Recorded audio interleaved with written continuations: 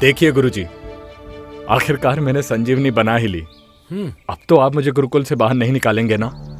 सत्यानाश, अब मैं इस राज को और ज्यादा समय तक दबाकर नहीं रख सकता। ये उदंड 10 साल से कोशिश कर रहा है, एक लोहे के बर्तन में इसने संजीवनी बना ली। क्या किस्मत है, मैं 400 साल से कोशिश कर रहा हूँ और फिर भी सफल नहीं हो पाया। आप इतना ज्यादा सोच क्यों रहे गुरुजी? देखिए आप चिंता मत कीजिए।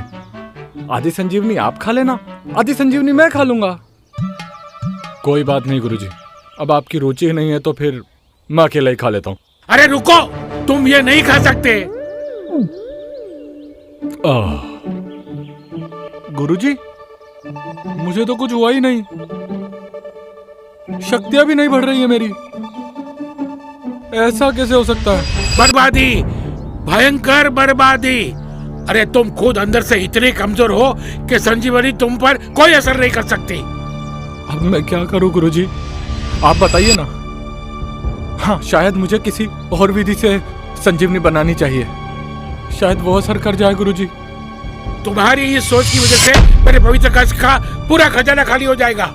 अब कोई रास्ता नहीं बचा है, मुझे इसे गुरुकुल से निकालना होगा। मैं ये राज और छुपा कर नहीं रख सकता हूँ। अथर्व, मैं तुम्हें अमर होने का ज्ञान दे रहा हूँ, तो मुझे ध्यान से सुनो और उत्तेजित होकर इसका प्रयोग मत करना, वरना तुम्हें मनचाहा परिणाम नहीं मिलेगा।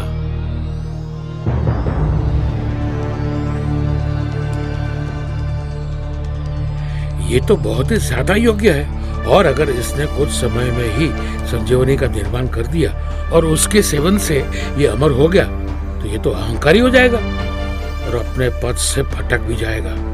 इसलिए मैं इसे वक्त रहते ही बता दूंगा कि इसमें संजीवनी के निर्माण और सेवन की योग्यता नहीं है। मुझे इस उद्दंड को गुरुकुल से निकालना होगा। अथर्व, तुम 10 साल से संजीवनी बनाने की कोशिश कर रहे हो, लेकिन तुम इसमें सफल नहीं हुए। अब मैं तुम्हारी आखिरी परीक्षा लेना चाहता हूँ। तुम अपनी पूरी शक्ति लगाकर मुझ पर प्रहार करो, ताकि मुझे तुम्हारी वर्तमान शक्ति का पता चल सके। और अगर अब भी मुझे ये लगा कि तुम में पर्याप्त शक्ति नहीं है, तो तुम ये गुरुकुल छोड़कर जा सकते हो। देखिए गुरुजी, मैं इस गुरुकुल से बाहर नहीं जाना चाहता हूँ। आप तो मेरे गुरु हैं ना।